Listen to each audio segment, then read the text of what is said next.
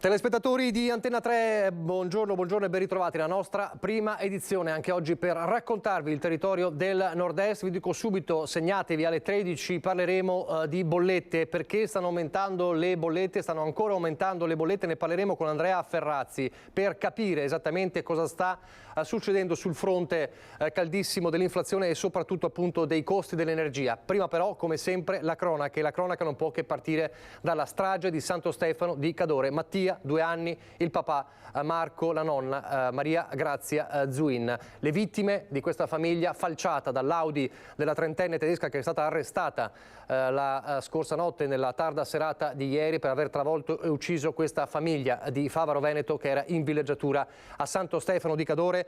E allora subito ci colleghiamo con Tiziana Bolognani e con Stefano Bozzi che si trovano proprio sul luogo della tragedia il giorno dopo. Tiziana, a te. Sì, buongiorno Nicola, hai ricordato esattamente il quadro della situazione, ciò che è accaduto in via Udine. In questo tratto poco distante c'è la chiesa di Santo Stefano di Cadore, questo è il rettilineo che della strada regionale 355 della Valdegano che porta a Sappada, poco distante, poche centinaia di metri dal centro di Santo Stefano. Ieri si è consumata la strage e in questo luogo, nel luogo in cui i corpi delle povere vittime sono stati sbalzati dall'automobilista che li ha investiti, travolti, uccidendo per l'appunto Mattia di 2 anni, il papà Marco di 48 e la nonna Maria Grazia di 65 anni. Proprio in questo punto questa mattina è iniziato un mesto, triste pellegrinaggio. Persone comuni, villeggianti, cittadini, tutti si sono riversati sulla strada per portare un segno. Impossibile, ci dicono e ci hanno detto, restare indifferenti. C'è il messaggio di cordoglio dell'amministrazione comunale, ma ci sono tanti fiori e in memoria del piccolo Mattia ci sono anche tanti pupazzetti di peluche più o meno grandi. C'è una Pietà di Michelangelo che è assai significativa per una strage, per una tragedia che non ha una risposta perlomeno sino a questo momento, perché non sono arrivati gli esiti degli accertamenti che la Procura di Belluno ha disposto sull'automobilista 32enne che ieri sera alle 10:30, dopo essere stata fermata, è stata sottoposta agli arresti, portata in carcere. Per lei l'accusa è di omicidio stradale plurimo. Assieme a me questa mattina mi ha raggiunto uno dei vigili del fuoco, Fabio, uno dei vigili del fuoco che ieri nel pomeriggio è stato tra i primi a soccorrere i poveri feriti, soprattutto il bambino che era versava in condizioni disperate. Fabio, un momento drammatico, anche lei questa mattina ha voluto essere qui presente in questo luogo di dolore. Sì, da genitore mi sono sentito in dovere di tornare e portare un fiore, un presente, soprattutto dopo aver assistito alle scene che purtroppo ieri ci siamo trovati davanti. Cosa c'era ieri? Un scenario incidentale abbastanza evidente, come potete notare, una cosa molto toccante, veramente, con un bambino così piccolo. Personalmente non era mai successo nella mia carriera, quindi con il suo papà, sua nonna, la madre, erano tutti coinvolti, è stata una cosa veramente che mi ha lasciato affranto. Io che ho un bambino di 7 anni mi sono messo nei panni e la realtà è che uscendo anche già per l'intervento avevo questa paura in cuore, perché perché per voi, anche se è il vostro, anche se fa parte della vostra vita, c'è un incidente con un bambino coinvolto, uno qui in centro al paese, loro col centro estivo vanno avanti e indietro per questa strada continuamente, tutti i giorni, quindi hai questa paura dentro di te a prescindere. E arrivare sul posto e vedere questo scenario ci ha veramente straziato. Tutte le persone che hanno partecipato al soccorso di ieri sono sentite nella stessa maniera e personalmente stamattina abbiamo deciso di venire a portare un fiore, anche il mio figlio voleva insomma, portare questo fiore a questo bambino. Questa strada è stata lungamente chiusa ieri per consentire a voi di fare il vostro lavoro, ai carabinieri di eseguire i rilievi. Esatto, di rilevare tutto quello che era necessario e fondamentale per portare insomma, una risposta anche a una famiglia che è rimasta distrutta da un evento incredibile per quanto mi riguarda. È una dinamica da chiarire e quindi è giusto che si diano delle risposte insomma, alle persone che hanno perso veramente tutto ieri. È una cosa che si farà fatica a superare sicuramente. Fabio, la ringrazio per essere stati con noi. Poco fa con Fabio si diceva che sarebbe potuto accadere a chiunque, perché la famiglia di villeggianti era 50 metri davanti a noi e stava transitando in passeggiata in orario pomeridiano. Non si sa che cosa sia accaduto in quel momento all'automobilista, non si sa se sia stata a causa di una distrazione sua. I carabinieri stanno anche svolgendo accertamenti sul telefonino della donna che è stato sequestrato per cercare di capire se in quel momento quel telefono era attivo, era operativo, perché nessuno riesce a spiegarsi l'accaduto, anche se su lunga... Ecco, anche se lungo questa strada i residenti denunciano comportamenti poco urbani da parte degli automobilisti che sono invitati da questo lunghissimo rettilineo a pigiare sovente sull'acceleratore. Anche quando si parlava e si commentava con Fabio, anche quando l'autovelox poco distante fosse stato attivo, certamente questo non avrebbe inciso su un episodio accaduto ad un automobilista che forse per la prima volta transitava lungo questa strada, la prima e l'ultima, vero Fabio? Sì, questa è un'idea che ci siamo fatti un po' tutti, poi ti dà l'idea della fatalità e, come dicevo, bisogna chiarire tutte le dinamiche perché si fa veramente fatica a capire cosa possa essere successo per fare una strage di questo genere, perché poi, ripeto, cioè, non ho memoria di un incidente su questo tratto di tale entità, un'entità simile, perché è vero che qua si corre, perché la strada porta, perché magari c'è poco anche rispetto delle norme, eccetera, c'è l'autovelox, cioè, però bisogna far chiarezza e capire e trovare una soluzione. Grazie Fabio. Allora abbiamo raccolto diverse testimonianze, sicuramente la più dolorosa anche per chi vi parla è la testimonianza del nonno di Mattia, di Luigi Antoniello e del papà di Marco, che ha perso in un sol colpo il figlio e il nipotino, e questa mattina abbiamo incontrato proprio qui. Io lo partirei da questo contributo e poi a seguire i commenti delle persone che abbiamo incontrato mentre si avvicinavano a questo luogo per deporre un fiore. Poi la linea può tornare allo studio. Lei è il nonno? Il nonno di Mattia, il papà di Marco. Lei è il signor Potente? Signor Antoniello, papà di Antoniello, Marco. Il papà di Marco. È un momento... Un momento talmente grande, talmente un disastro che non riesci a capacitarti di come sia potuto succedere in un periodo di vacanze che dovrebbe essere gioioso, e lasciarci la vita così, non lo so. Un disastro. Voi eravate qui tutti in vacanza, in famiglia? Io no, io ero a casa a Mestre, c'erano i consuoceri qua e loro, siccome hanno preso la casa per un mese, hanno detto venite anche voi, portate il bambino così cambia un po' d'aria. E sono venuti sabato e dovevano tornare giù domenica. Invece purtroppo niente.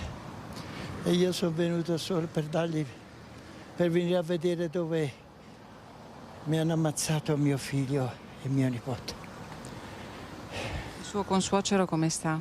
Il mio consuocero è scosso, è molto scosso perché giustamente lui ha assistito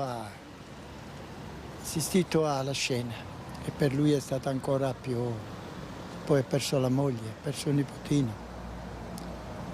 Cosa possiamo dire? Cosa possiamo dire? La donna che era al volante di quell'auto è stata arrestata ieri sera. Così almeno hanno detto i carabinieri, più di quello però i carabinieri non ci hanno detto, sono ancora in corso indagini e le cose, in stato di fermo e stanno facendo le indagini e verifiche e vedere cosa ne viene fuori. Un dolore grandissimo. E come si fa? Come si fa, esatto. Ha un figlio, perdere un figlio giovane e un nipotino che l'abbiamo cresciuto noi, ha vissuto con noi, era la nostra forza. So che lei ieri era proprio alla funzione funebre che si stava celebrando in quei momenti, che se fosse accaduto un po' più in là probabilmente sarebbe stata, non lo so, una cosa... C'era un po' di più gente che girava, sì, sarebbe stato ancora più brutta di quella che è successo. Lei che cosa ha visto quando è arrivato qua? Niente, ho visto questi 2 corpi sotto le lenzuola e che cercavano di rianimare sto bambino, che hanno provato di tutto, hanno provato quasi un'ora. Ma purtroppo zero, non c'era niente da fare, una botta troppo forte. Ho chiesto anche a sua moglie un giudizio sulla velocità Troppo veloce. Andava troppo veloce, dopo non ci sono segni di frenata, non so cosa è successo di preciso, perché per fare un lavoro del genere, se uno frena qualcosa riesce a risolvere, invece così neanche il palo non l'ha fermata. Si sono staccate le ruote, la macchina totalmente distrutta? Si è staccata una ruota con l'impatto nel palo, là così, nell'angolo di cemento, no. E ha continuato la macchina ancora a 50 metri, sì, che vuol dire che non andava piano. Di dov'è lei, signora? Io vivo in Germania con mio marito. E siete qua in vacanza anche voi? In vacanza, ma abbiamo qua la casa, abitiamo lassù. Voi dove eravate ieri quando è successo? A casa abbiamo sentito un botto e siamo usciti e c'era praticamente, era già successo tutto, c'erano già i pompieri, c'erano i cadaveri in strada e questa macchina mezza distrutta. Sì. Voi oggi avete pensato di portare un fiore, un pensiero? Sì, perché è chiaro che ti fa pensare. Non si può restare indifferenti. È una tragedia. Siamo tutti scossi. Io non so cosa ha combinato questa, veramente. Penso che sia stata un po' fuori di mela perché una roba di questo genere, perché parlano di 160 km all'ora addirittura. E poi anche aveva fatto delle commedie via qua. Era vicino alla stalla delle Fontana, ha detto che era fuori, urlava. E poi è partita. Sono anche vicini di paese, Favaro. Lei è veneziano? Sì. Niente, non ho parole, è una cosa tremenda. Questo dunque il racconto da Santo Stefano di Cadore. Avete sentito anche il dolore terribile del nonno del piccolo Mattia ed è un dolore che rimbalza ovviamente nella comunità di Favaro Veneto dove risiede la famiglia. Ilaria Marchiori, a te in diretta, buongiorno. Sì, buongiorno Nicola, buongiorno ai nostri telespettatori. Difficilmente in tanti anni di carriera si è vista una comunità davvero così addolorata. Si sono proprio stretti nel dolore. Anche le testimonianze che abbiamo raccolto fino a poco fa parlano di due famiglie speciali, due famiglie molto conosciute qui a Favaro, la famiglia di Marco, la famiglia di Elena. Proprio qui alle mie spalle siamo in via Montecelo a Favaro dove risiede risiedevano i genitori di Marco e dove Marco aveva anche la residenza, nonostante comunque poi vivesse poco distante a Dese con Elena. Diciamo è la comunità di Favaro, ma le zone coinvolte sono diverse, appunto quella di Favaro, di Cassolaro e di Dese. Qui insieme a me c'è il presidente della municipalità di Favaro, Marco Bellato. Davvero siete tutti sconvolti? Sì, siamo tutti molto scossi, siamo sconvolti. Vogliamo esprimere a nome della comunità di Favaro Veneto il nostro cordoglio, le più sentite condoglianze e un sentimento di vicinanza alle famiglie coinvolte da questa tragedia immane, da questo dolore immenso.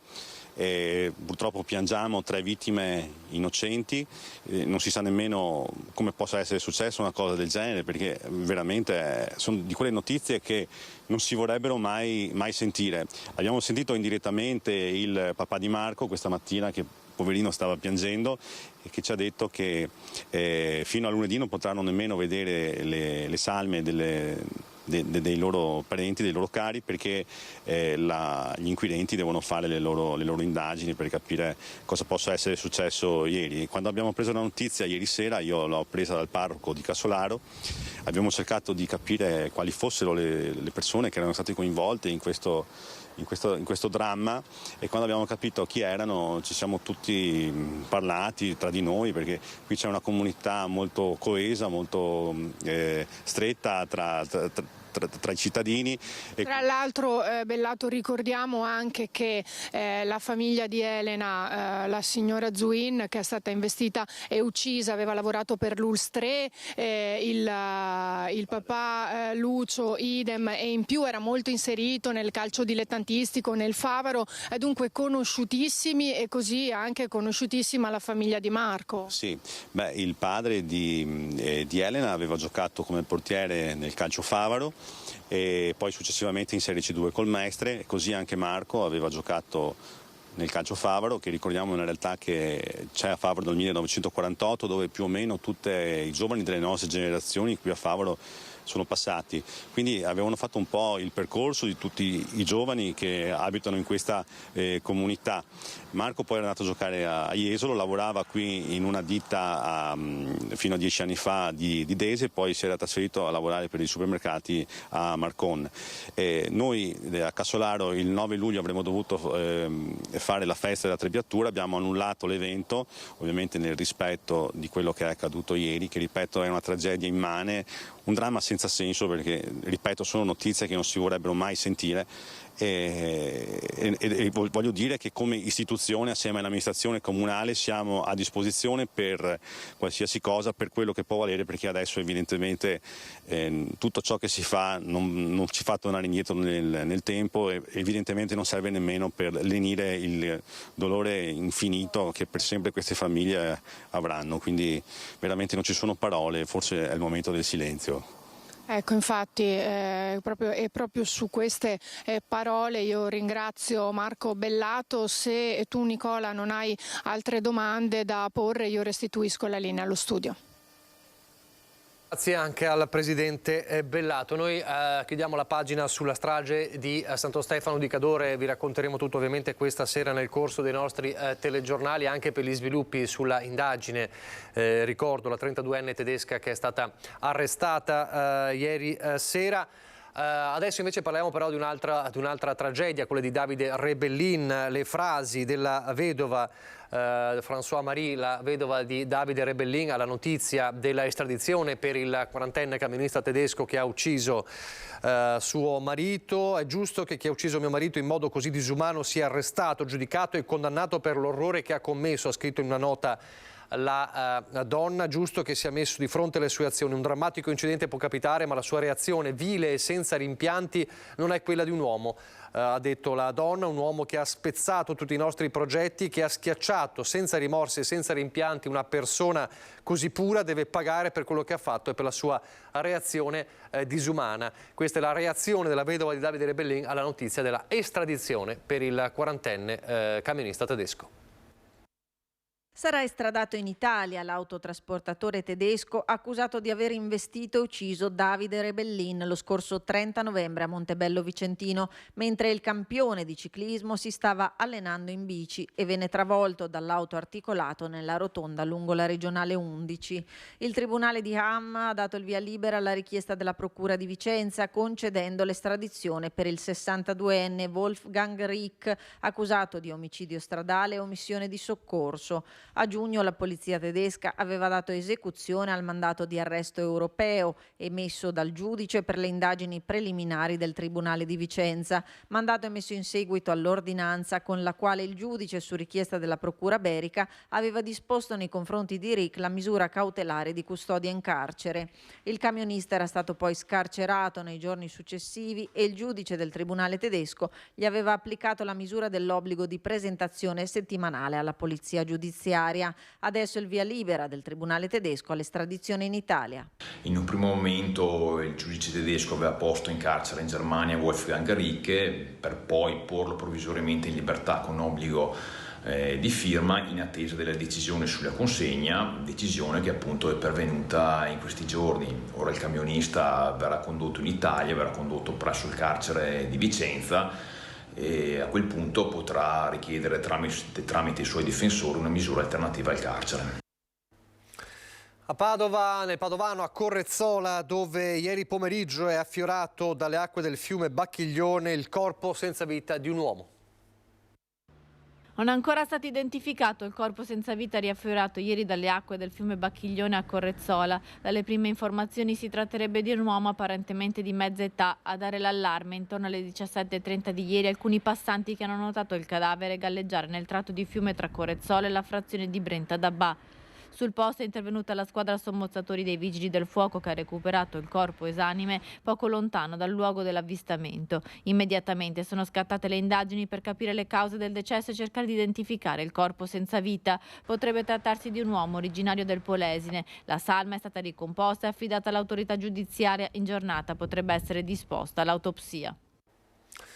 Il maltempo di ieri ha lasciato il segno nelle campagne della Bassa Padovana, i danni maggiori a Borgo Veneto. Il sindaco ha già scritto alla regione.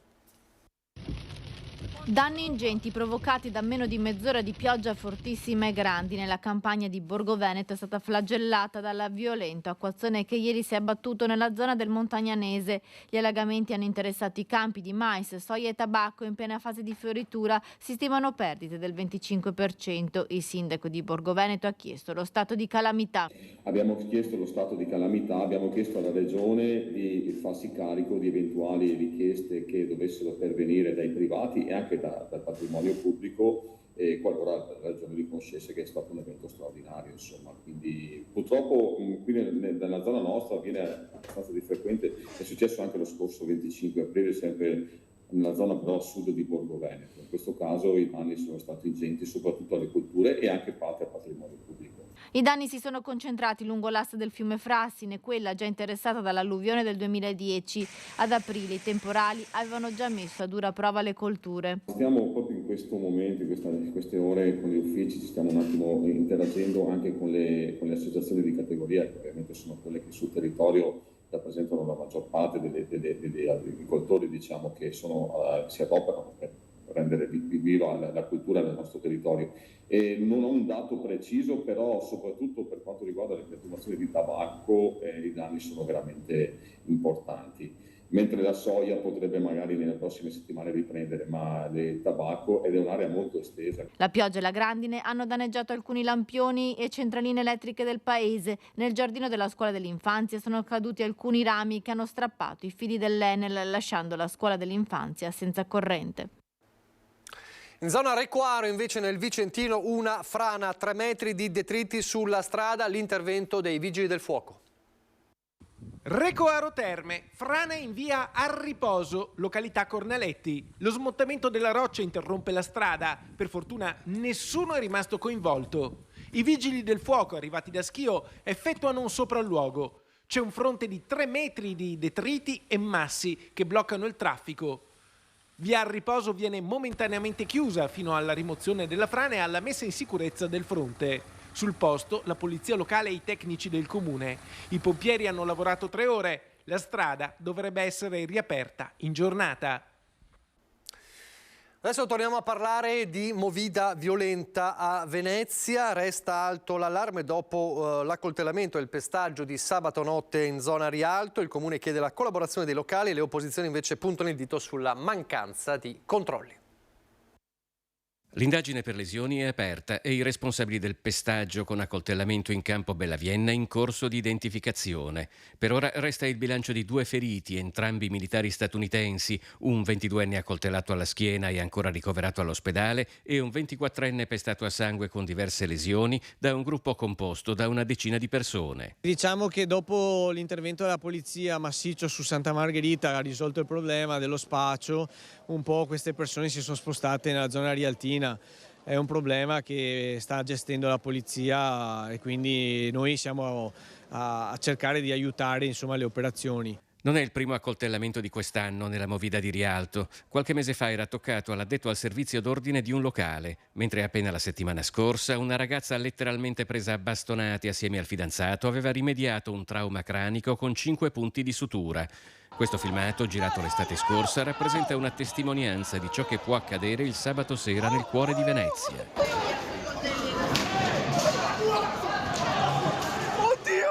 Ogni volta questa amministrazione continua a dichiarare, ecco, che ha assunto nuovi vigili, che c'è più sicurezza, ma in realtà la città, non solo appunto la terraferma che abbiamo visto in questi anni dove è aumentata lo spaccio, la violenza eccetera, ma anche la città d'acqua che invece fino ad ora è sempre stato un luogo tranquillo, insomma, e senza questi episodi. La lotta ai disordini e al baccano notturno, secondo il Comune, deve passare anche attraverso la collaborazione attiva degli esercenti dei locali della movida. Quello che noi vogliamo fare è cercare di responsabilizzare le attività con l'utilizzo dei buttafuori privati e questo patto deve essere un patto che funziona. Se non funziona interveniamo noi con le chiusure anticipate, cosa che non vogliamo fare e noi proviamo, insomma, a trovare la soluzione mediana.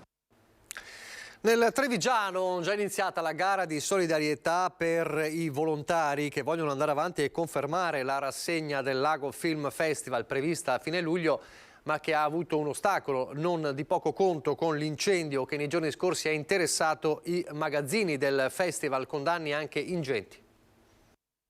Non preoccupatevi, il Lago Film Fest ci sarà. Abbiamo sfiorato la tragedia, fortunatamente i pompieri sono stati velocissimi, sono riusciti a contenere le fiamme e a spegnere l'incendio veramente in tempo record. Pompieri di Vittorio Veneto e Conegliano che stanno ancora accertando le cause dell'incendio che ha coinvolto uno dei magazzini utilizzati dall'organizzazione del Lago Film Festival negli spazi dell'ex municipio. Probabile un cortocircuito, nessuna persona è rimasta però coinvolta, ma i danni sono ingenti. 200 per esempio le sedie colorate di design distrutte dalle fiamme e diventate nel tempo uno dei simboli della rassegna. Abbiamo perso, ahimè, moltissimi dei nostri materiali per gli allestimenti, le sedie, materiali per l'ospitalità che abbiamo archiviato negli anni e costruito in questi ultimi 20 anni.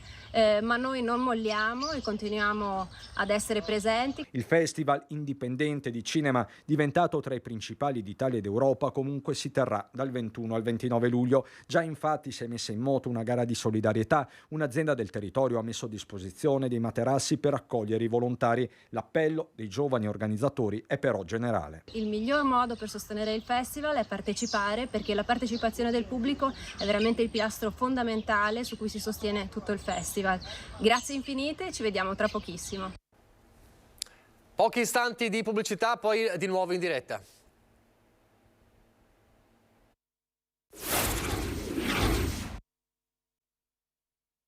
Non è un no il nostro, è un sì ad un testo diverso per fare in modo che si possa realizzare qualcosa per i cittadini. La parola d'ordine è: il testo va riscritto così com'è, non può andare, e in Parlamento la pioggia di emendamenti è arrivata allo scadere della presentazione prevista alle 14. Poco meno di 600 i correttivi chiesti dai vari gruppi parlamentari al DDL Calderoli, 190 quelli del Partito Democratico, 190 emendamenti divisi in temi. Poniamo 3 questioni fondamentali.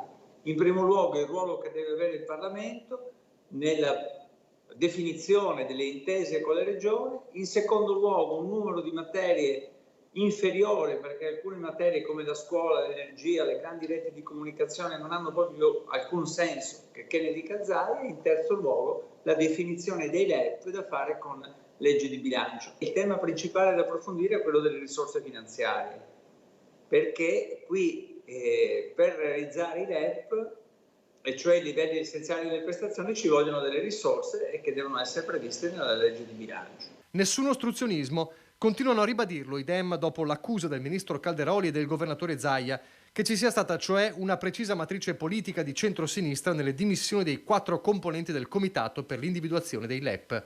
E Martella rivendica la soluzione che già da mesi il suo partito, proprio dal Veneto, aveva ideato. L'autonomia è una cosa seria e noi ci crediamo al punto tale che abbiamo proposto un disegno di legge alternativo e in grado di realizzare un'autonomia cooperativa, equilibrata, solidale per tutto il nostro Paese. Meno materie, certezza di risorse, la garanzia che tutti ne usufruiscano, la necessità di una devoluzione reversibile, così che se una regione si dimostra incapace di gestire una funzione, lo Stato può riacquisirla. Insomma, per il PD troppo facile agitare lo spettro di polemiche politiche sterili. Il tema non è arrivare alle prossime europee avendo una bandierina da sventolare come sembra fare qualcuno. Il tema è arrivare a definire una legge che serva agli italiani, che semplifichi, che accorci il processo decisionale, che renda la vita dei cittadini più facile. Invece per il professor Mario Bertolissi, costituzionalista che fa parte dei saggi individuati da Calderoli nel comitato per i LEP, i livelli essenziali delle prestazioni, è la notizia ad esempio delle dimissioni di 4 autorevoli rappresentanti del comitato è un ennesimo ostacolo su un percorso per il quale, dice, stiamo aspettando da troppo tempo. Sto aspettando da 50 anni che si faccia quello che è previsto nel titolo quinto della Costituzione, ecco, e che si faccia da 22 anni quello che è stato previsto a partire dal 2001. Nelle sue parole ci sono amarezza e stanchezza, ma non certo voglia di arrendersi, anzi di rilanciare e contrattaccare. Perché per il professor Mario Bertolissi, uno dei saggi individuati dal ministro Calderoli per comporre il comitato di individuazione dei LEP, le dimissioni dei suoi 4 illustri colleghi, Giuliano Amato, Franco Bassanini, Franco Gallo e Alessandro Paino, sono una contraddizione, bella e buona. Calderoli parla di una polemica montata ad arte e di matrice politica, quasi un ordine di scuderia da parte di Elly Schlein. Bertolissi si limita a ricordare che fu proprio il centro-sinistra nel 2001 ad approvare la modifica del titolo quinto della Costituzione, introducendo fra l'altro nell'articolo 117 proprio l'individuazione dei LEP. Coloro che adesso criticano quando si sta facendo sono stati al governo per lunghissimo tempo e oltretutto hanno ricoperto delle cariche di altissimo profilo nell'ambito della Repubblica. Sono stati parlamentari, ministri, giudici, presidenti della Corte Costituzionale, giudici e presidenti del Consiglio di Stato. La domanda è, ma fino adesso dove stavano? Io resto coerente con le mie idee, continua, al di là delle appartenenze politiche, e pone idealmente un fuoco di fila di domande ai dimissionari. Adesso che si deve di per sé fissare i LEP con riferimento alle 23 materie, ci vorrebbe che si facesse tutto, non una parte soltanto ma tutto, perché si dice se non si vede tutto allora non si possono prendere decisioni. Potevate farlo, perché non l'avete fatto? Perché si deve fare tutto quando in realtà stiamo parlando dell'autonomia differenziata che di per sé pone il problema soltanto per una parte? Adesso si dice incostituzionale, scusi. Ma l'incostituzionalità la dichiarerà la Corte Costituzionale? Oppure ci sono alcuni che hanno il potere di stabilire se è conforme a Costituzione oppure no? Se è incostituzionale non entrare nella Commissione. No? E la chiosa finale è dedicata al grande economista e Presidente della Repubblica Luigi Einaudi, ricordando un suo testo sulla giustizia tributaria. Nelle prime pagine Einaudi se la prende coi dottrinari. Dice che sono dottrinari quelli che, si riferisce proprio ai professori universitari, oltretutto, che avendo in mente la giustizia in assoluto, trascurano la giustizia grezza, quella cioè concreta, che risolve i problemi della quotidianità del cittadino. A proposito dei problemi quotidiani dei cittadini, parliamo di lavoro. È ancora presto per cantare vittoria, ma il futuro per i lavoratori Safilo sembra meno nero di quanto lo si immaginava. 2 trattative parallele sono in corso per la salvaguardia occupazionale e anche degli storici stabilimenti di Longarone, che per l'amministratore delegato Angelo Trocchia possono concludersi a stretto giro. Cautela diffusa sia sul fronte sindacale che istituzionale. È stato fatto un ulteriore passo in avanti, abbiamo un nuovo compratore in più oltre a Telios e questo è sicuramente positivo. Ora aspettiamo di vedere il piano industriale prima di cantar vittoria definitivamente. Su Safilo il cielo non è ancora sgombro di nuvole, pur se sembrano meno dense e nere di qualche settimana fa. L'annuncio della società, che ieri si è detta pronta a chiudere la cessione entro la fine del mese, è stato accolto con moderato ottimismo. 2 trattative parallele, la prima con Telios, che lavora per le maison del colosso LVMH, interessata a rilevare Safilo 1 e 250 dei 458 lavoratori. La seconda con l'imprenditore Carlo Fulchir, l'uomo che da un piccolo laboratorio improvvisato scalò l'empirio della finanza internazionale alla guida di Finmec, il più grande gruppo italiano dell'elettronica, prima di cadere nel crack da 1 miliardo che gli causò seri guai giudiziari nel 2007. Fulchir interverrebbe nell'operazione rilevando i restanti 208 dipendenti attraverso la società Innovatech, specializzata in contesti di reindustrializzazione, e non con la E-Vision Tech dei suoi 3 figli, che nell'ottobre 2020 rilevarono proprio da Safilo lo stabilimento di Martignacco e che oggi sono terzisti di Telios. Non è secondaria la questione della serietà della proposta. Dobbiamo iniziare le interlocuzioni con l'imprenditore Carlo Fulchir per capire esattamente qual è il progetto industriale che vuole intraprendere a Longarone. Perché mentre con Telios la situazione appare chiara, i sindacati già presenti nell'azienda, che dista poche decine di metri da Safilo a Longarone, da Fulchir le parti sociali si aspettano chiarimenti sul futuro dei lavoratori, dello stabilimento e degli investimenti che intenderà fare. Per noi sarà importante anche che la Regione Veneto faccia la sua parte, perché se in questo tavolo si sta risolvendo la crisi, in quel tavolo vanno verificate le serietà delle proposte da parte degli imprenditori che intendono rilevare Safilo. La Regione si è resa disponibile a favorire questo primo confronto fra le parti sociali e l'azienda già nei prossimi giorni. Contestualmente è prevista anche la riunione del Comitato di Sorveglianza Socio-Istituzionale a Longarone. È stato un percorso lungo, complesso, stiamo cominciando a vedere la luce grazie a un lavoro di squadra coordinato dall'assessore regionale Donazzan, che tutto sommato secondo me sta portando dei risultati che mi auguro possano diventare i risultati che tutti speriamo, e quindi a quel punto là sì potremo festeggiare. Intanto oggi lo sciopero nazionale dei metalmeccanici, sciopero unitario, presidi in tutta la regione, vediamo nel Padovano. Sciopero nazionale dei metalmeccanici, sciopero unitario, 4 ore di sciopero nazionale per il rilancio industriale, l'occupazione, gli investimenti, la transizione sostenibile per risolvere le crisi aperte. Adesione importante anche a Padova per lo sciopero dei metalmeccanici, indetto a livello nazionale per puntare l'attenzione sull'industria metalmeccanica messa in difficoltà dal caro prezzi delle materie prime e dalla concorrenza internazionale, e che deve essere ripensata alla luce del processo di transizione ecologica.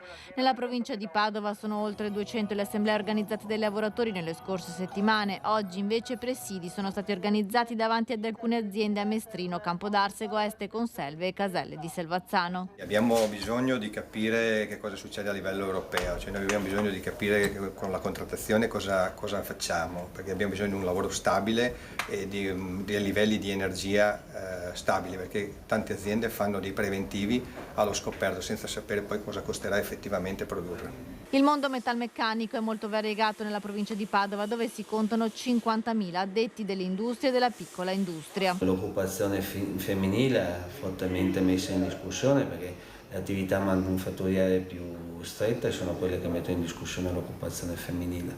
Poi in più noi in questo momento abbiamo diversi settori, diversi appalti all'interno anche delle aziende. Il fatto che possano essere razionalizzate, poco internalizzate le attività, ma semmai messe in discussione delle attività nel complesso. Ecco, tutti questi fenomeni sono presenti moltissimo nel tessuto dell'industria del padovano. I sindacati chiedono al governo di non frenare la contrattazione con le aziende per cercare di portare a casa nuovi aumenti vista l'inflazione sempre più alta, e poi deve essere centrale il tema della transizione ecologica.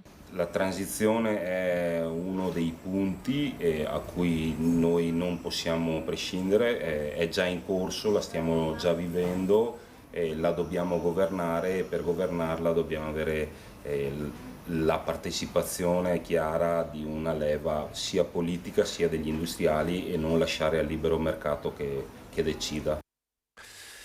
Ieri sono iniziati i saldi in tutto il Veneto, un primo giorno con il freno a mano tirato un po' dappertutto, anche per la pioggia che ha caratterizzato la giornata, ma anche perché almeno nel Trevigiano la prima preoccupazione resta il carrello della spesa.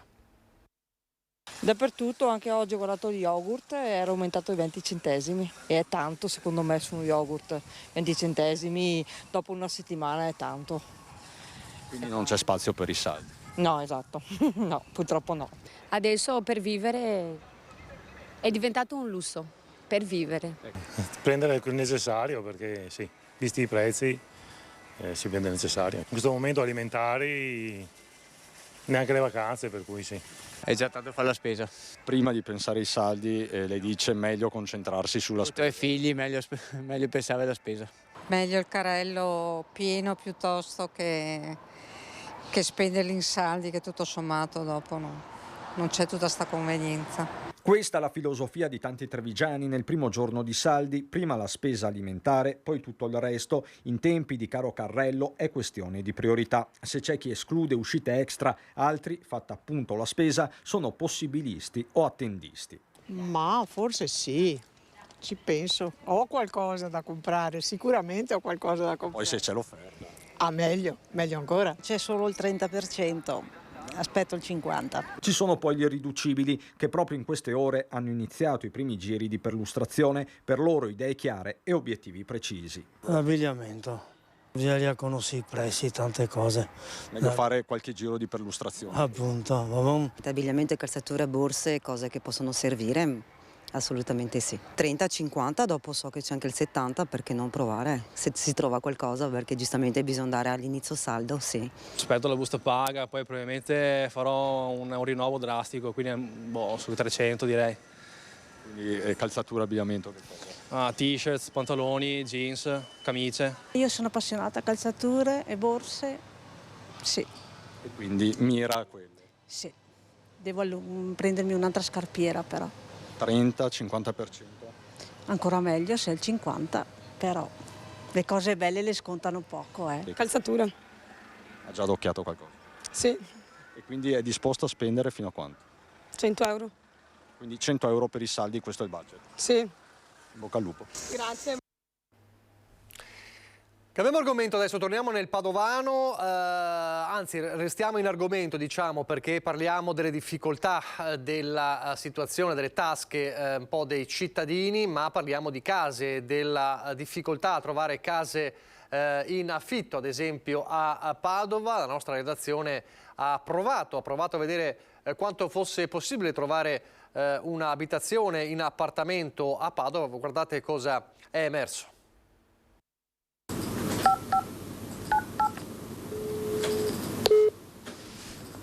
Buongiorno, per lavoro mi trasferisco a Padova da metà agosto. C'è un appartamento, cerco un appartamento in affitto, volevo capire se avete qualcosa per caso. Noi purtroppo al momento non abbiamo nulla in affitto. Al momento di affitti non c'è praticamente nulla e a noi in affitto è da un bel po' di tempo che non ci entra nulla. Qualche ora in redazione al telefono, ecco il risultato di una decina di chiamate da alcune agenzie immobiliari del centro di Padova. Appartamenti in affitto non ce ne sono neppure, come chiedevamo, a partire da settembre. Avete qualcosa? Non abbiamo, no.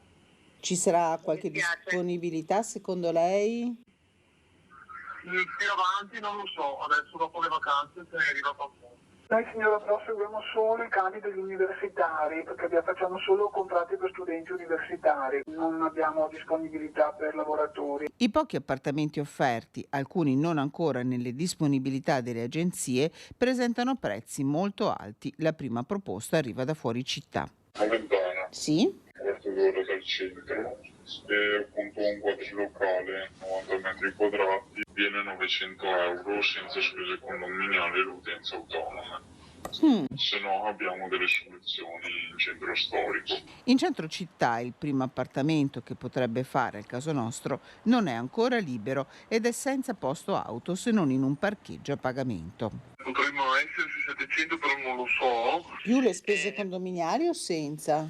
Più le spese condominiali. Risulta un po' quell'effetto tipo una bellissima stanza d'albergo in un qualche modo. Una seconda proposta a prezzo concorrenziale pone una serie di vincoli per iniziare la trattativa. La persona deve essere dipendente, che poi uno può anche essere licenziato, ma la proprietà vuole così. Nel giro di una settimana va via 700. Più spese condominiali? Sì, 90 euro di spese condominiali. Un solo altro appartamento è libero da subito nel centro della città, 1.100 euro al mese più 100 euro di spese condominiali, con contratto da sottoscrivere 6 più 6 anni. Altri liberi da settembre a prezzi simili, tutti sui 60 metri quadrati.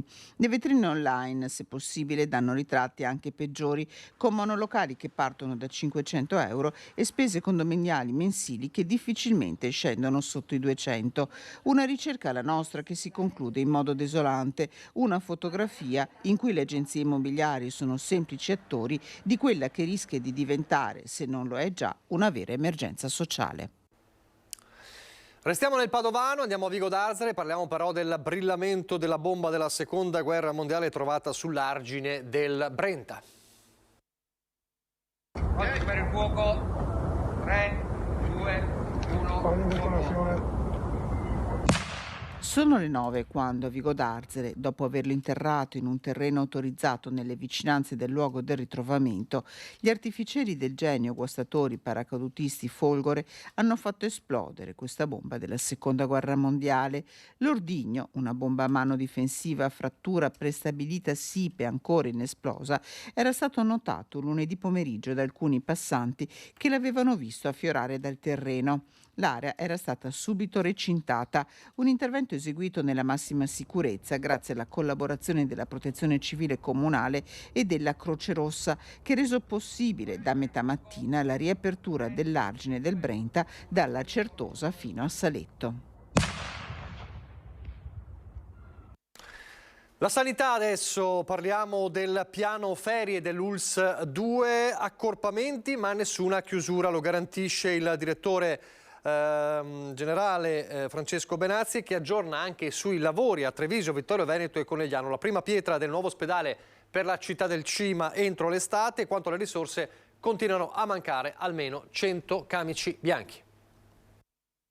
Non chiudiamo niente, come voi sapete, accorpiamo, nel senso che abbiamo i nostri operatori che vengono da 2 anni e mezzo di Covid e che comunque sono bravissimi, hanno bisogno di rilassarsi e fare almeno 15 giorni di ferie.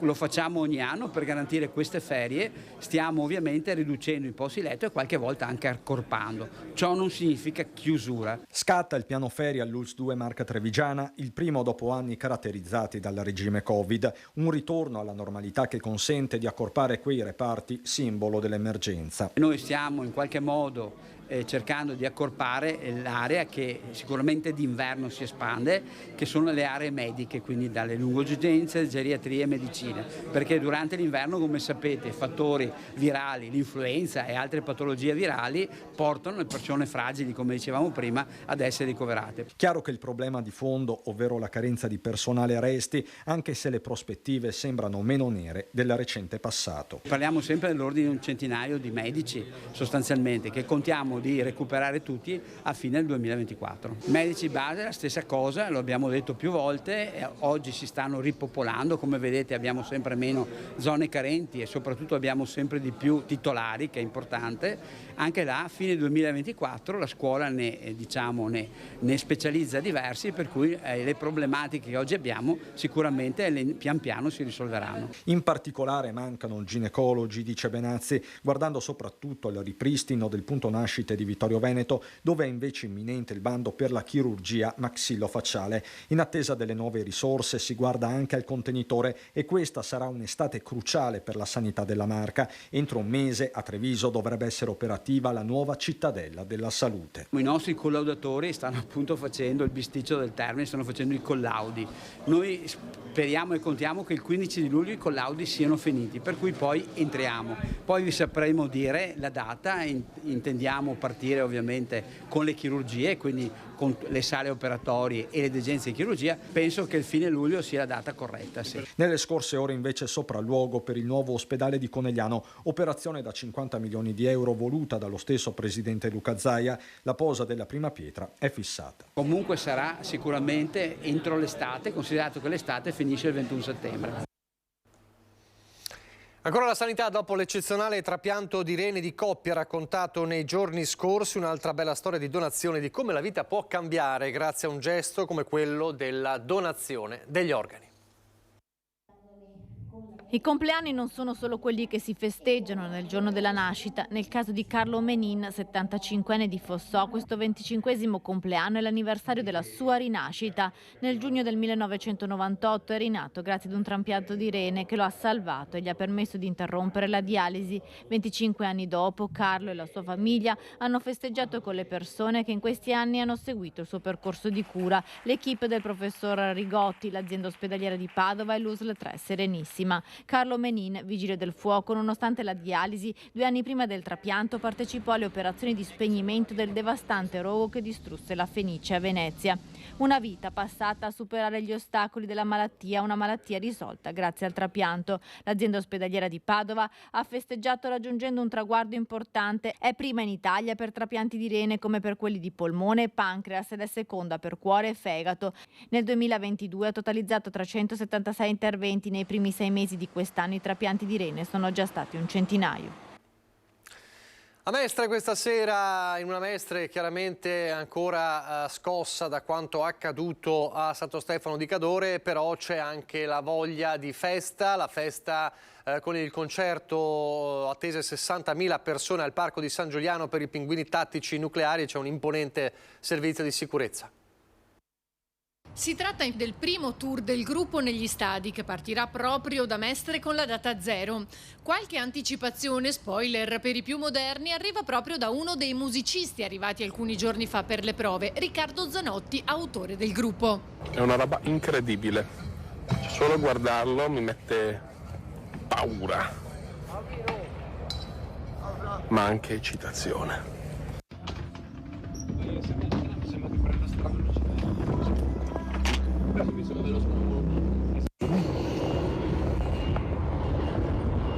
Che vista!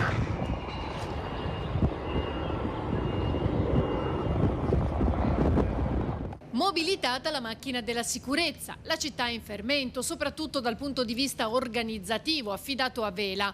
Il sindaco ha firmato un'ordinanza. Dalle ore 12 di venerdì alle 3 di sabato sarà vietata nell'area del concerto la somministrazione e la vendita di superalcolici, l'introduzione di bottiglie in vetro o plastica con tappo e lattine. Vietati anche i cosiddetti spray al peperoncino o sostanze sintetiche che producono gli stessi effetti. Già esauriti tutti i parcheggi a pagamento su prenotazione. Nel sito del comune è possibile trovare tutte le 7 aree di sosta per quasi 7.000 posti auto e sarà possibile anche prenotare il parcheggio online. Quasi 80 volontari della protezione civile impiegati per fare in modo che l'afflusso delle persone sia il migliore possibile. Naturalmente ci sarà anche un bici park totalmente gratuito, quindi un invito ad arrivare in bici o a piedi al parco, e dei parcheggi più distanti invece ci sarà un bus navetta. Disposto anche lo stop a ogni forma di commercio e somministrazione itinerante e anche artigiana all'interno del perimetro. Eventuali violazioni saranno passibili di sanzione pecuniaria tra i 25 e i 500 euro e della confisca dei contenitori e degli oggetti vietati. Sperando che sia una buona serata e che tutti i cittadini e tutte le persone che verranno al Parco San Giuliano venerdì sera possano godersi una buona musica e stare in compagnia. A Villorba, Casa Marani, ospiti speciali e colorati. Gli anziani hanno potuto interagire con dei pappagalli, una delle tante attività ludiche e ricreative che l'istituto offre per migliorare il benessere dei residenti della struttura. Guardate. Vi conoscono. Poi ci sono le ruote delle sedie a rotelle. Naso all'insù e tanto stupore a Casa Marani, dove gli ospiti sono stati intrattenuti da 3 simpatici amici dalle piume colorate, portati dall'associazione Vogliamo Esagerare. L'associazione si occupa anche di questo, di raccogliere pappagalli in difficoltà per poi riabilitarli e portarli così a fare queste attività ludico-ricreative per far gioire le persone per qualche ora. Dopo racconto su vite e abitudini dei pappagalli, Axel, Pixel e Maya si sono prestati a interagire con gli anziani, volando da una spalla all'altra e ballando a ritmo di battimano dei residenti. Casa Marani cerca sempre di attivare nuove soluzioni per poter accompagnare gli ospiti nelle loro giornate, che spesso sono lunghe. Attività ludico-ricreative che la struttura offre agli anziani e che portano non solo un momento di gioia e di svago all'interno della residenza, ma che agiscono anche sul benessere fisico e psicologico degli ospiti. Per gli anziani il beneficio è sicuramente sia fisico e psicologico. Lavoriamo moltissimo sul benessere perché apportiamo comunque buon umore, perché il semplice fatto di vederli, come in questo caso, ci dà buon umore, ci dà un'occasione di socializzazione in ambiti in cui spesso c'è anche un problema di isolamento della persona. Quindi noi creiamo, se siamo nell'ambito ludico-ricreativo, creiamo dei momenti di socializzazione, di benessere, di piacere, di divertimento. L'incontro con i pappagalli è solo un'anteprima di un progetto più ampio che verrà attivato a Casa Marani di Villorba con l'associazione e che prevede laboratori di attività manuali o di memoria attraverso vari giochi in compagnia dei colorati volatili. Ad accompagnare i residenti in questo periodo di attività ludiche e di pet therapy anche Nicolò e Alessandro. Alcuni di loro veramente sono molto felici, penso che non abbiano mai visto dei pappagalli o comunque non abbiano mai fatto un'attività del genere fino ad ora. Anche per me è un'attività nuova e non sono mai stato a contatto così vicino con dei pappagalli, ho anche scoperto delle notizie nuove per me, diciamo, su di loro e secondo me anche loro si stanno divertendo molto. Sono importanti per magari anche nelle persone dementi, aiutano perché dove non c'è tanto la parola, magari il contatto, i cani trasmettono e anche i pappagalli possono trasmettere molte emozioni. Ecco. Adesso noi andiamo in pubblicità e allora, come vi dicevo all'inizio della nostra prima edizione, fra pochissimo dopo la pubblicità con Andrea Ferrazzi parleremo di costi dell'energia, di bollette che aumentano, cercheremo di capire perché stanno aumentando e cosa si può fare. Quindi restate con noi, pubblicità, fra pochissimo di nuovo in diretta.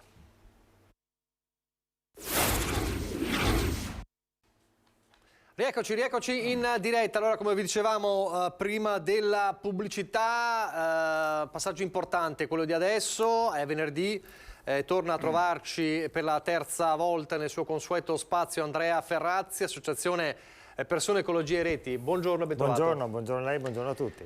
Allora, lo dicevamo all'inizio della prima edizione, parliamo di rincari dell'energia. Quarta volta, ha ragione, quarta volta. È più aggiornato di me, Beh, lei ne segue ormai, tantissime, allora quindi... la prossima volta la metto qua. Allora, no, grazie, va bene qua. Tema bollette, tema rincari dell'energia. Allora, cercheremo di capire un sacco di cose. Intanto la premessa è una sola, è un tema complicato e molto delicato, è vero? È molto complicato, sì, però tocca gli interessi degli italiani, perché l'aumento delle bollette elettriche, le bollette del gas è stato un fatto drammatico nel corso dei mesi scorsi, ma purtroppo non è diminuito di moltissimo, in parte è diminuito, in parte no. E poi è un tema molto interrelato, no? Perché, per esempio, perché aumentando il prezzo del gas aumentano anche le bollette elettriche? È una domanda che molti si fanno, molti anche telespettatori credo, no? Quindi immagino di sì. E quindi cercheremo di capirlo insomma adesso. E noi partiamo... Sì, in maniera anche semplice, perché la questione è tanto complicata. Certo. Cercheremo di dare delle risposte, diciamo, immediate, in modo tale che uno possa capire al volo le questioni. Partiamo da un assunto di base, e cioè la preoccupazione, insomma, dei cittadini. Qual è la maggiore preoccupazione dei cittadini adesso? Ma guardi, proprio la scorsa settimana è stata fatta un'indagine da Euromedia Research, uscita il 27 di giugno, in cui raccontano, si chiedeva agli italiani appunto cosa che ti preoccupa di più e in maniera evidentissima la prima preoccupazione degli italiani è quella dell'inflazione, dell'aumento di prezzi, no? E qua si può vedere chiaramente E si vede anche la distanza con la seconda preoccupazione, perché l'inflazione e l'aumento dei prezzi è il 57,4%. Al secondo posto le tasse sono al 29,3% e poi c'è la lista di attesa alla sanità a 22,1% e via dicendo. Anche gli sbarchi e gestione immigrazione, insomma, che è molto spesso, come dire, utilizzata anche, no, politicamente parlando, insomma, è al 20%. Sì, pur essendo raddoppiati gli sbarchi rispetto all'anno scorso. E comunque, insomma, il tema di fondo è che l'inflazione e l'aumento dei prezzi, e in questo caso delle bollette, preoccupano il 57% degli italiani. Allora uno si chiede, innanzitutto, cosa può fare da subito il governo su questo? Cosa ha fatto, cosa sta facendo, cosa può fare? Bisogna intervenire subito, anche perché l'aumento delle bollette, vede, è vero, è stato leggermente diminuito questo aumento nel corso delle scorse settimane, ma l'indice di crescita, per esempio nel quarto trimestre del 2023, è ancora positivo, cioè aumenteranno le bollette secondo le previsioni e soprattutto aumenteranno nel momento in cui arriva il freddo e quindi consumiamo più gas e consumiamo più elettricità, e questo non va assolutamente bene. E poi c'è una volabilità strutturale del prezzo del gas, che comporta poi una serie di ricadute a cascata. Beh, sa cosa può fare il governo? Io direi che può intervenire su due questioni di fondo. La questione strutturale, se vuole, è quella della questione anche del potere d'acquisto degli italiani, perché in questi anni il potere d'acquisto di noi italiani è diminuito drasticamente, c'è un aumento dell'inflazione che è 7, 8, 9% e gli stipendi rimangono fermi da un sacco di anni, e quindi questo è un fatto drammatico che sta impaurendo classi sociali sempre più ampie, e quindi bisogna intervenire con grandissima decisione. E poi c'è una questione invece da seguire, c'è un intervento puntuale sulla questione dell'energia. Allora cosa deve fare questo governo? Beh, dovrà andare in continuità con quello che hanno fatto gli ultimi governi, cioè sovvenzionare, aiutare, sostenere le famiglie e le imprese anche, che sono in grandi difficoltà, nel momento in cui appunto c'è questo aumento delle bollette. Quindi gli interventi da fare cosa sono? Ridurre le accise, sterilizzare l'IVA per il gas, il sostegno agli autotrasportatori, il sostegno per esempio alle imprese energivore, quelle che consumano moltissima energia, la proroga del credito d'imposta, la diminuzione degli oneri generali di sistema, insomma tutta una serie di operazioni che già da tempo i governi nel nostro paese hanno messo in campo, che però vanno proseguite, vanno sostenute e bisogna dare continuità. Il governo ha inserito all'interno del decreto legge 57 che è in discussione alla Camera un finanziamento per continuare esattamente in questa direzione. E poi da ultimo c'è la lotta agli speculatori, perché se ci sono milioni di famiglie di italiani e decine di migliaia di imprese che ci hanno perso e ci stanno perdendo da questo aumento delle bollette, ci sono anche poche grandi imprese che ci stanno guadagnando. Ecco, quali sono i settori allora che stanno guadagnando, continuando a guadagnare, mentre tutti quanti si impoveriscono? Beh, guardi, basta vedere degli studi anche della Banca d'Italia, le banche stesse per esempio, e poi tutte le aziende, soprattutto le grandi aziende che sono produttrici di energia. E lei pensi che subito dopo l'attacco della Russia all'Ucraina, che è seguito anche alla speculazione della borsa del gas di Amsterdam, che ha preceduto la guerra peraltro, ci sono delle imprese nel nostro paese che hanno guadagnato nella somma, hanno avuto un extra utile, si dice, cioè non un guadagno, non un ricavo, cioè utile, differenza tra ricavi e costi, maggiore rispetto al solito di 40 miliardi di euro. Capisce? A 40 miliardi di euro. A fronte di questo c'erano milioni di italiani che non riuscivano a pagare il riscaldamento, che non lo accendevano neanche durante l'inverno perché non riuscivano a pagare, e c'erano decine e decine, anzi migliaia di imprese che chiudevano o che rischiavano la chiusura, con tutto il ciclo negativo che questo poi induce. E allora, per esempio, quando io ero al Senato, sa che cosa ho fatto? Ho proposto un emendamento molto semplice, che poi è stato fatto proprio dal governo. Di quei 40 miliardi vengano restituiti agli italiani e alle imprese almeno il 30%, la cosiddetta tassa sugli extra profitti da gas e da petrolio.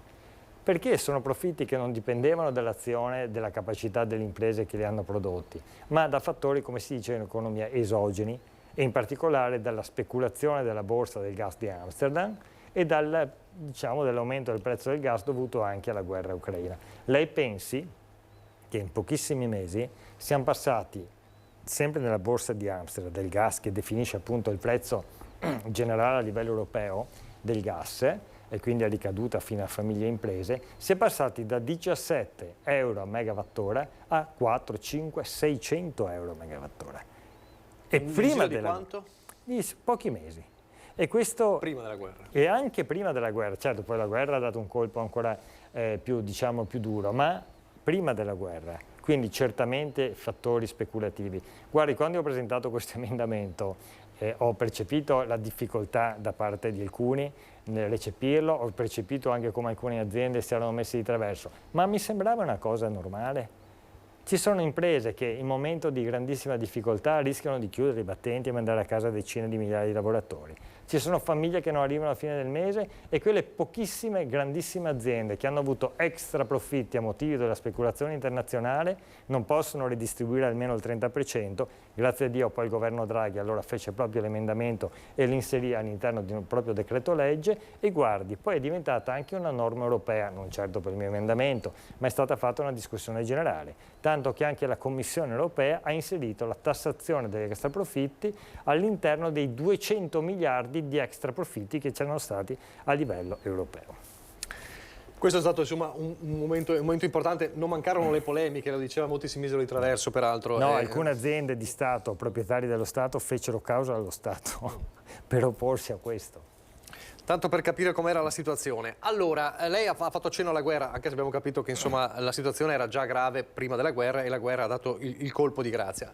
Con la guerra abbiamo capito, molti che non lo sapevano hanno capito che c'è poca autonomia energetica in Italia. Allora, entriamo nel problema. Qual è la situazione energetica italiana? È una domanda retorica, siamo autonomi? Non credo proprio, e cerchiamo di capire anche nel resto dell'Europa. No, purtroppo ha ragione lei, l'Italia non è assolutamente autonoma dal punto di vista energetico. E quello che è ancora più grave è che non solo non siamo indipendenti, ma è emerso attraverso la crisi energetica il fatto che eravamo fortemente dipendenti fondamentalmente da un singolo Stato che era la Russia e su una particolare tipologia poi diciamo di elemento per la produzione dell'energia stessa che era il gas e anche il petrolio in parte. E noi ci siamo trovati di colpo, come dire, totalmente esposti alla Russia, no? Abbiamo scoperto che dei 70 miliardi di metri cubi di gas che consumiamo all'anno nel nostro paese, il 40% veniva dalla Russia. E quindi lì abbiamo dovuto intervenire, io ho fatto un gran lavoro peraltro anche con il ministro Cingolani in Senato, allora per ripensare questa politica e nel giro di 2 o 3 anni uscire velocemente dalla dipendenza del gas russo. Però guardi, questo non è un problema solamente dell'Italia, perché per esempio è vero che l'Italia è il secondo paese, diciamo, dei paesi occidentali dell'Europa più esposto nei confronti del gas russo, lo era, adesso stiamo recuperando, ma c'era anche la Germania era al 51%, si ricorda il grande gasdotto, certo, che è il Nord Stream e poi l'apertura addirittura, la costruzione del secondo e via dicendo. E quindi purtroppo siamo in buona compagnia a livello europeo. Lei pensi che per esempio l'Ungheria dipende per il 95% della propria produzione e autonomia energetica, diciamo, consumo energetico nazionale dal gas russo, e questo spiega anche politicamente alcune posizioni, certo, di Orban nei confronti di Putin. Però vede, c'è un fatto ancora più, diciamo, eclatante. Non solo siamo fortemente dipendenti dal gas e dal gas degli altri paesi, siamo anche il secondo paese a livello europeo che produce la propria energia bruciando il gas. Perché, e poi lo vedremo meglio, anche l'energia elettrica, la gran parte dell'energia elettrica nel nostro paese come si produce? Bruciando il gas. Si brucia il gas e si produce l'energia elettrica. Questo collega l'aumento del gas con l'aumento del certo, nel momento in cui c'è l'aumento del gas, ecco che aumentano anche le bollette. E quindi è chiaro cosa dovremo fare, no?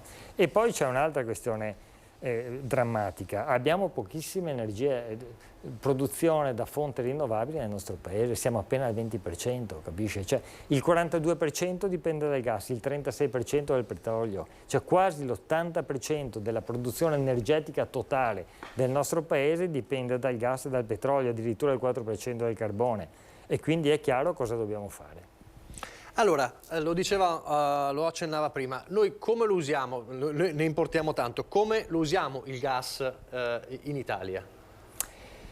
Ma guardi, il gas in Italia lo usiamo e si può vedere, credo ci sia anche una... Eccola qua la slide. Una slide, vede il rosso, no? Quello più in alto, generazione di energia elettrica. Quindi quello che diceva prima. È esattamente quello che dicevo prima. Se lei va a vedere nel 2020, quindi prima della crisi, e adesso non è cambiata strutturalmente la questione, eravamo esattamente nella situazione in cui quasi il 50%, il dato che dicevo prima, il 42% della generazione elettrica e del calore del nostro paese veniva prodotto e viene prodotto bruciando il gas. Ed ecco appunto, ribadisco... No, scusate, chiedo alla regia, lasciamo in totale così commentiamo proprio i dati, grazie. Perché vede, questo è di ogni evidenza, no? Quasi il 50% del gas che importavamo dalla Russia lo utilizzavamo per bruciarlo all'interno appunto delle centrali termoelettriche che convertono l'energia appunto termica in energia elettrica. Questo è un dato drammatico e che ci espone drammaticamente alla dipendenza dei paesi stranieri, in particolare della Russia ieri, ma dei paesi africani oggi e domani. Perché è chiaro che quando tu dipendi da quei paesi lì, poi dipende anche la bolletta per le tue famiglie. E poi si può vedere la seconda, diciamo, il secondo motivo di utilizzo del gas è quello domestico, la terza, la fascia è quella più azzurra, no?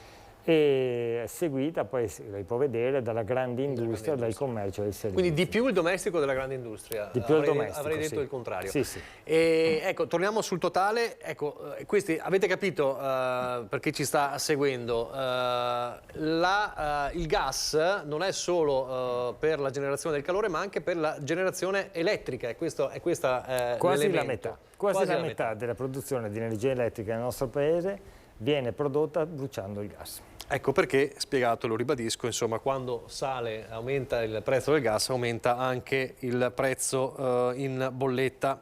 Uno potrebbe chiedersi, ok, questo è il consumo del gas, siamo dipendenti.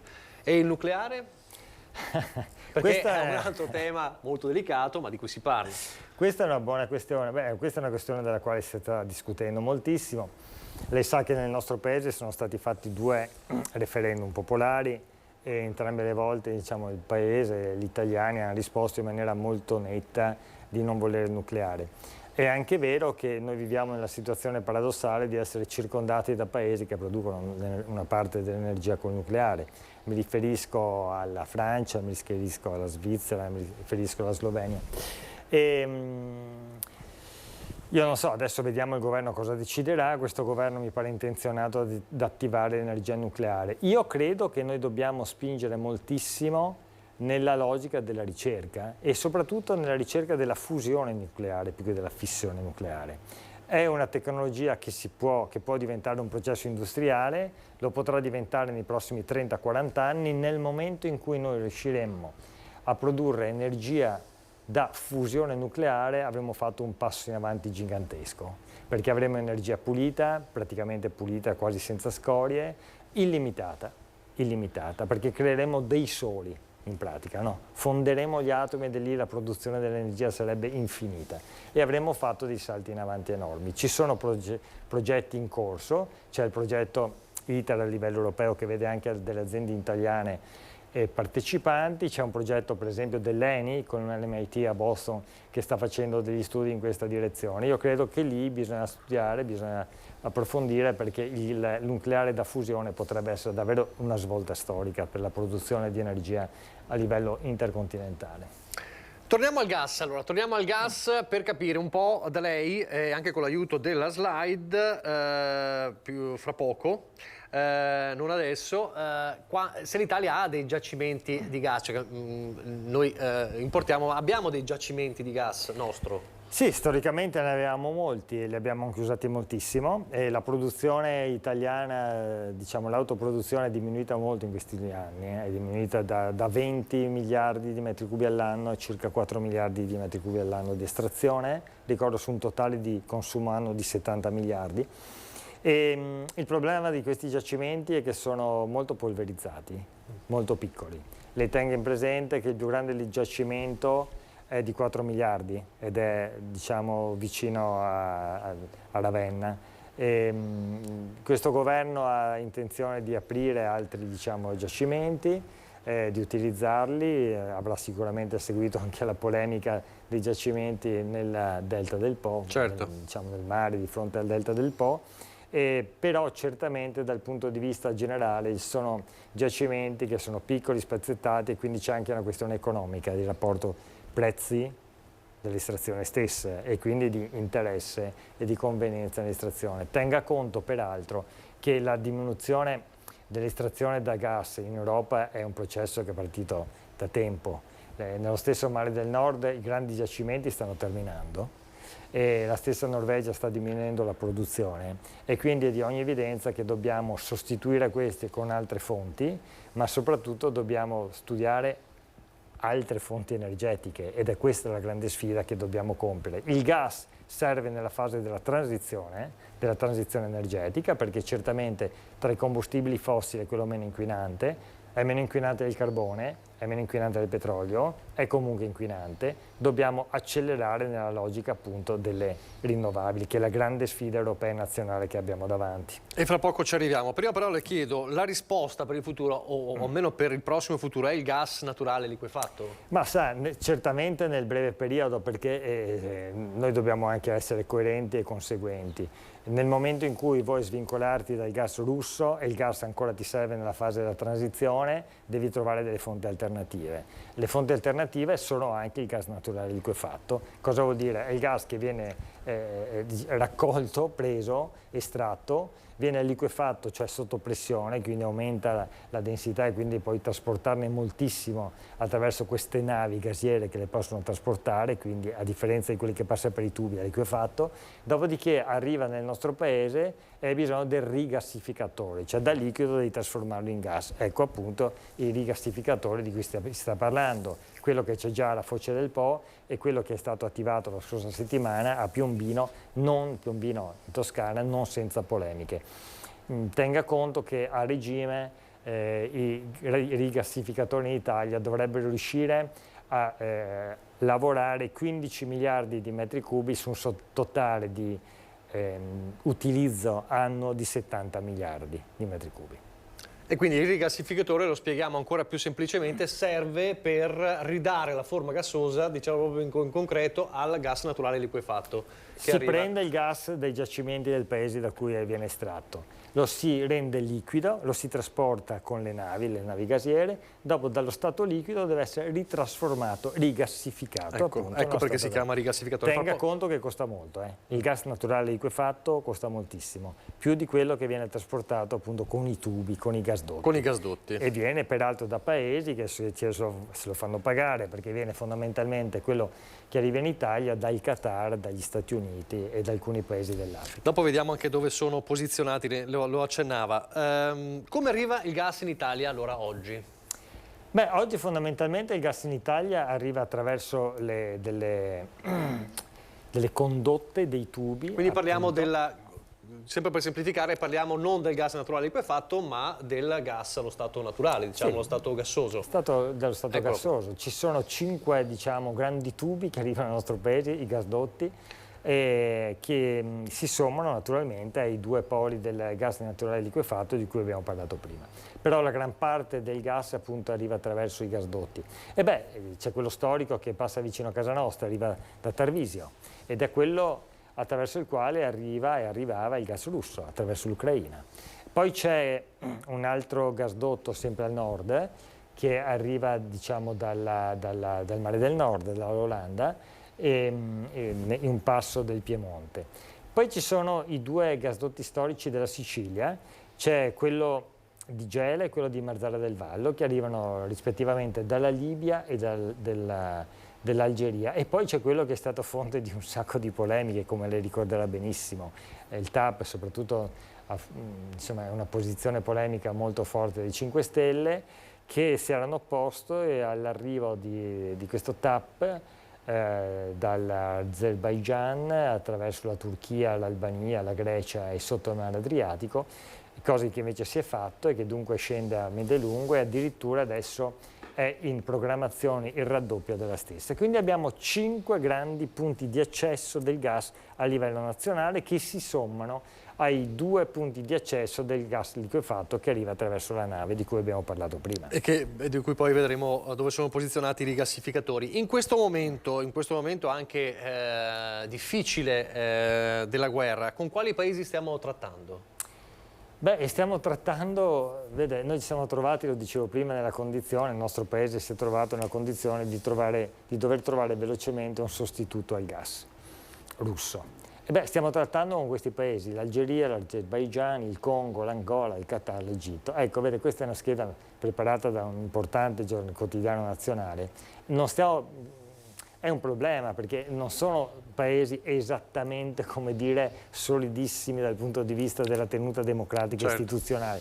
Come ho spesso detto al Senato, mentre discutevamo di questi provvedimenti, che pure andavano fatti naturalmente nel breve periodo, ma devono essere nel breve periodo, perché altrimenti rischiamo di cadere dalla padella della Russia alla brace di paesi come l'Algeria o dalla Nigeria, che per esempio dipendono anche dalla Wagner, perché una parte non secondaria dei giacimenti di gas di questi paesi africani sono controllati direttamente dalle milizie della Wagner, quello che ha cercato il colpo, diciamo, di Stato 2 settimane fa nei confronti di Putin. Quindi cosa dobbiamo fare? Dobbiamo certamente fare gli accordi internazionali adesso, ma dobbiamo sostituire il gas, perché la sostituzione del gas è quello che ci permette l'autonomia energetica e la sicurezza per il nostro paese.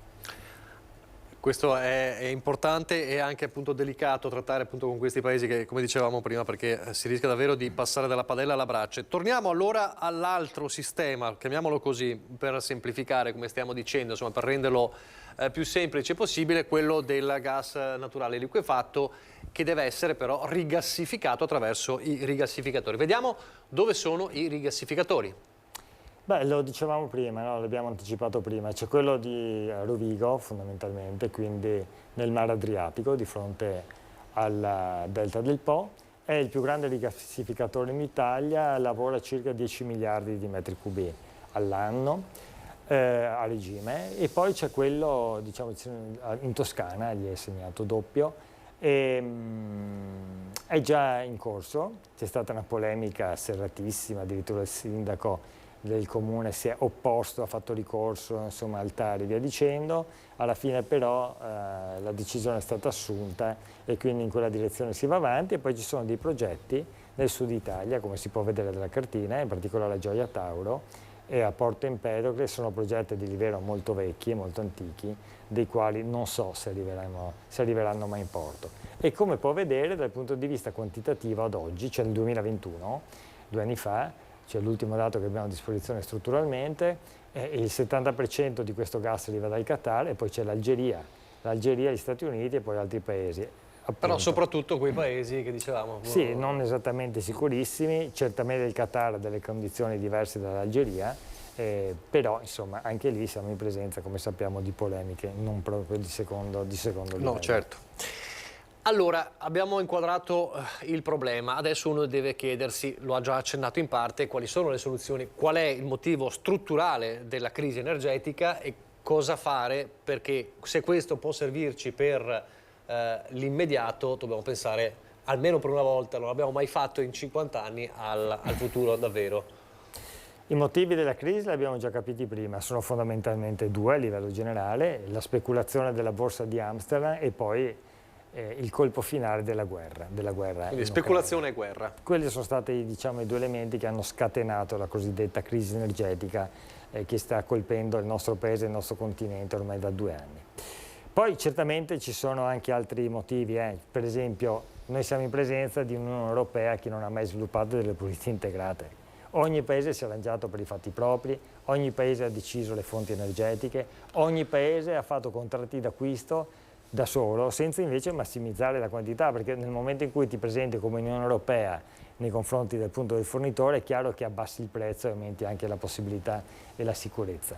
E quindi in questa direzione dobbiamo muoverci. C'è anche da dire, devo dire, che abbiamo anche un grandissimo ritardo sulle rinnovabili. Allora, quali sono i vantaggi delle rinnovabili? E lo vediamo anche in una slide, i vantaggi proprio concreti delle rinnovabili. Eccolo qua. Beh, guardi, questa slide fa capire in maniera molto chiara che le rinnovabili costano molto meno delle fonti, diciamo, di origine carbonica. A differenza di quello che accadeva 20-30 anni fa, oggi produrre energia da fonte rinnovabile costa molto meno e soprattutto l'evoluzione della tecnologia è tale per cui appunto il costo delle rinnovabili sta decisamente velocemente diminuendo ulteriormente e quindi questo è un passaggio fondamentale perché se costano meno, costeranno di meno in bollette per famiglie e imprese. Poi non inquinano. Questo non è proprio secondario, cioè non producono appunto anidride carbonica, non producono metano, non producono tutti quei gas clima alteranti che fanno innalzare il clima con tutte le devastazioni che abbiamo. E poi vede, ci permettono di essere autonomi, perché non dobbiamo dipendere dall'Angola, non dobbiamo dipendere dal Congo, non dobbiamo dipendere dall'Algeria, non dobbiamo dipendere dalla Russia. Una grandissima politica per le energie rinnovabili consente al nostro paese, che non ha delle materie prime, di essere autonomo dal punto di vista energetico e questa è una grandissima differenziale, diciamo, possibilità che dobbiamo giocare per le famiglie ma anche per il nostro sistema economico che così diventa davvero competitivo e sostenibile. Lei prima parlava dell'Europa, la Commissione europea ha lanciato il Repower EU, Sì. cosa è un passo comunque importante quello?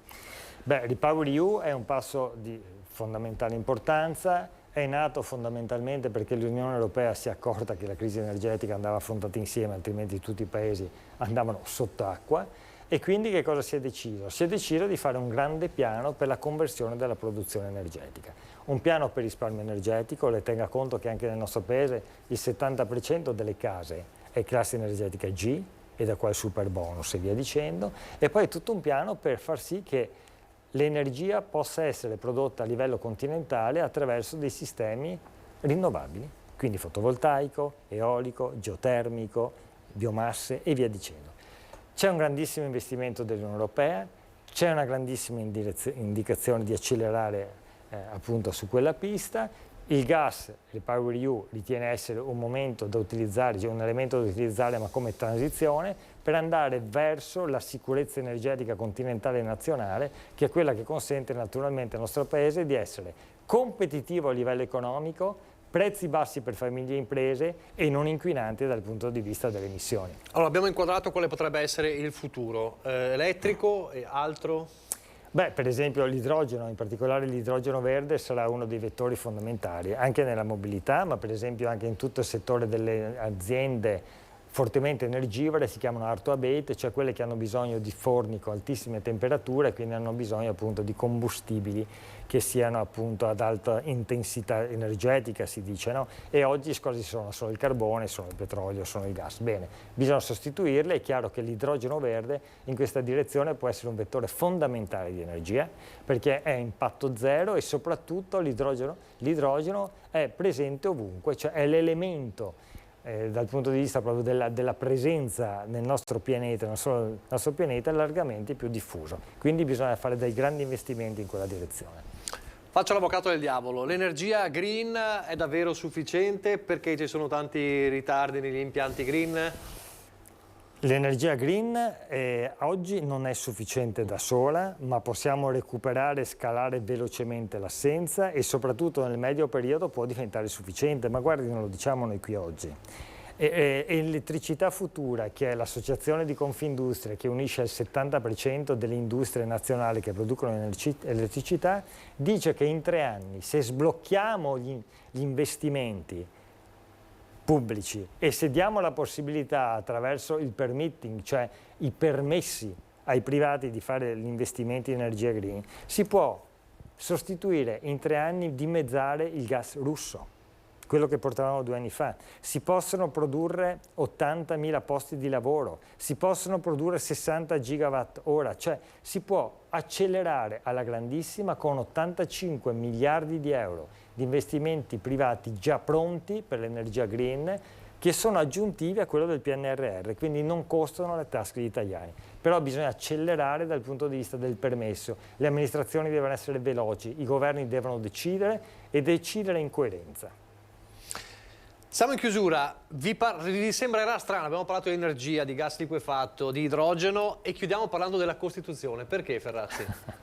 Beh, le sai che ho fatto e sono stato uno dei 4 che ha scritto il nuovo testo della Costituzione in cui abbiamo inserito nell'articolo 9 che la Repubblica tutela l'ambiente, la biodiversità e gli ecosistemi. Ecco, non solo il paesaggio che abbiamo lasciato nel capoverso precedente, a quello in grassetto, che è la novità costituzionale. E cosa vuol dire questo? Vuol dire che in questo modo noi diamo una grande accelerata alla possibilità di autorizzare gli impianti per l'energia rinnovabile, perché non devi tutelare solamente il paesaggio, che va tutelato, ma se c'è una pala eolica che si può fare, che ha senso fare, la si deve fare, perché dobbiamo essere coerenti con noi stessi, dobbiamo essere coerenti con la scelta di decarbonizzare, quindi dobbiamo sviluppare una politica industriale che consenta di avere impianti che siano tollerabili, sostenibili, economicamente convenienti per le imprese e che possano creare un volano di crescita per le nostre aziende e i posti di lavoro. Sembrano poco 2 righe, ma parliamo della legge dello Stato, la Costituzione, e quelle 2 righe di fatto facilitano questa progressione, questa transizione, perché certo. aprono uno spiraglio e danno anche la possibilità di dire no, si può fare perché lo dice la Costituzione, quindi è per questo che è fondamentale che ci siano quelle 2 nuove righe nell'articolo 9 della Costituzione. Siamo in chiusura, grazie davvero Andrea Ferrazzi, siamo inoltrati in un percorso che non è facile da capire, ma speriamo di averlo reso semplice. Avete capito quali sono le problematiche, perché si è arrivati ad avere bollette così alte e davvero qual è la soluzione.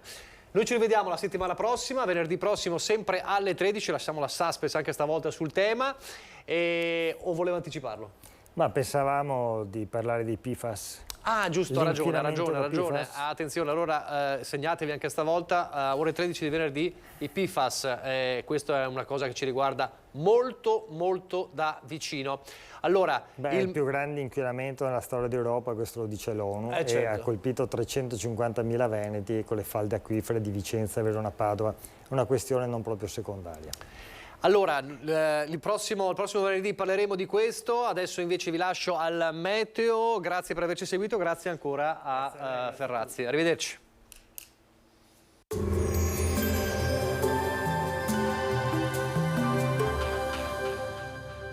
Di Dominio SRL offre a imprese e privati consulenze nel recupero immobili pignorati, risanamento dei debiti e riorganizzazione aziendale. Chiamaci per un appuntamento gratuito. Bentrovati al meteo. Gli ultimi aggiornamenti danno la conferma. Andiamo verso una nuova intensa ondata di caldo africano con tempo più stabile. Il dettaglio di venerdì 7 luglio. Sul Veneto deciso aumento della pressione atmosferica. Sarà infatti una giornata ampiamente soleggiata ovunque. Non sono attese piogge, il cielo sarà sereno o velato. Temperature in graduale aumento, minime tra 12 e 20 gradi, massime sui 26-31 gradi all'incirca. Ci spostiamo ora sul Friuli Venezia Giulia. Anche in questo caso generali condizioni di bel tempo con il cielo che si presenterà prevalentemente sereno o al massimo poco nuvoloso. Temperature minime sui 18-23 gradi, massime intorno ai 29-30 gradi all'incirca. Infine diamo uno sguardo alla situazione del Trentino Alto Adige. Anche qui non mancherà il sole ovunque, il cielo sarà sgombro da nubi solo con qualche innocua velatura. Temperature minime intorno ai 15-17 gradi, massime sui 30-31 gradi all'incirca. Dal meteo di Antena 3 per ora è tutto, grazie per l'attenzione, arrivederci.